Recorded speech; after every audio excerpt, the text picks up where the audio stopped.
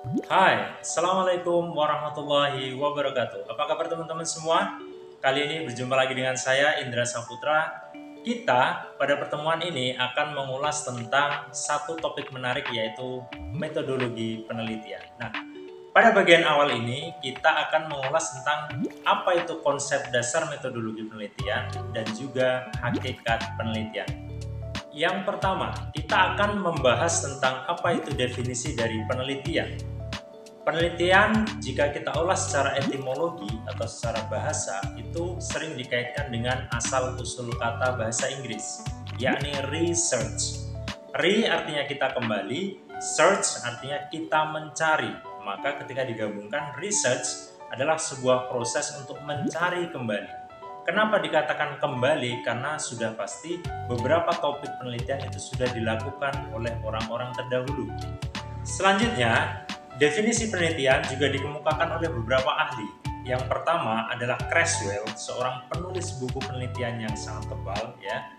Maka Creswell itu mengungkapkan bahwa penelitian adalah sebuah tahapan atau proses untuk mengumpulkan data yang digunakan untuk meningkatkan pemahaman kita terhadap suatu isu atau suatu topik.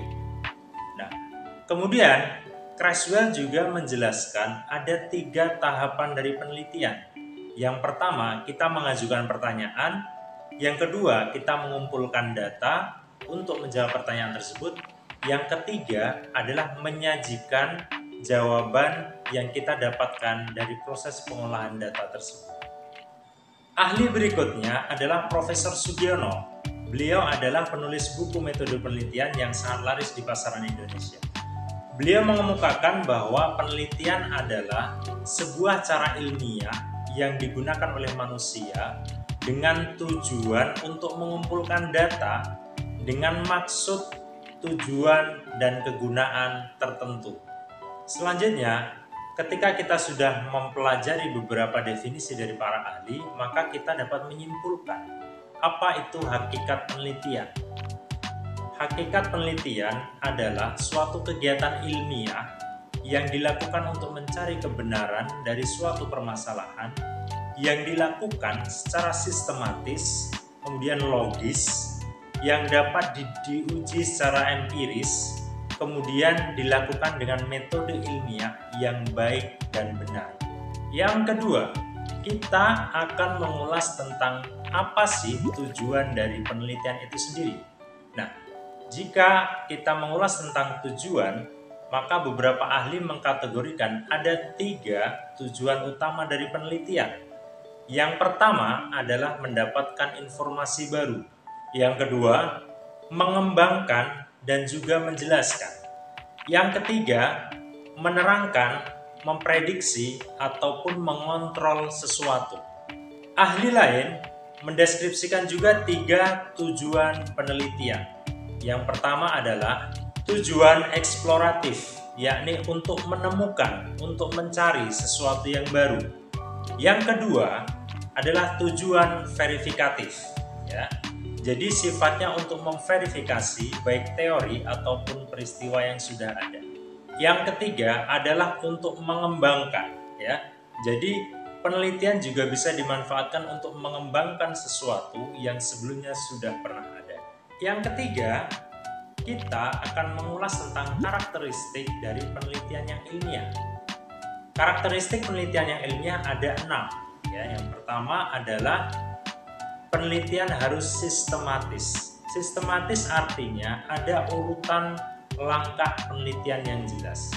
Baik dari proses perencanaan penelitian, proses pengumpulan data, proses pengolahan data, hingga hasil data yang berfungsi untuk menjawab rumusan masalah penelitian dipaparkan dengan jelas. Yang kedua, penelitian harus bersifat logis dan rasional.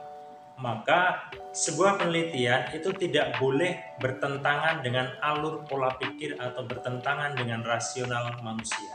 Semuanya harus bisa dinalar dengan logika, ada proses alur berpikir yang benar dalam proses penelitian. Yang ketiga, penelitian harus bersifat empiris, yakni data-data yang digunakan, data-data yang dikumpulkan itu dapat diuji secara nyata, dapat diamati dengan jelas, dan dapat dibuktikan kebenarannya. Yang keempat, penelitian harus memiliki karakteristik redukatif. Hal ini dimaksudkan adalah penelitian harus memberikan penjelasan lebih sehingga menghilangkan keraguan-raguan atau ketidakjelasan pada suatu masalah yang sedang diteliti. Yang kelima, penelitian harus bersifat replicable dan transmittable. Replicable adalah penelitian itu dapat dilakukan atau diteliti ulang. Sedangkan transmittable, penelitian itu dapat diaplikasikan dalam kehidupan sehari-hari untuk menjawab atau menyelesaikan sebuah permasalahan. Yang keenam, penelitian harus memiliki kegunaan. Nah, minimal sebuah penelitian memiliki satu kegunaan praktis, baik itu untuk menyelesaikan permasalahan atau untuk menjadi solusi dari sebuah pertanyaan. Oke teman-teman, itu tadi pembahasan kita terkait dengan konsep dasar dan hakikat dari penelitian.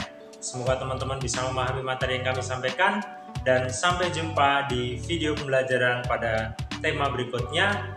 Assalamualaikum warahmatullahi wabarakatuh.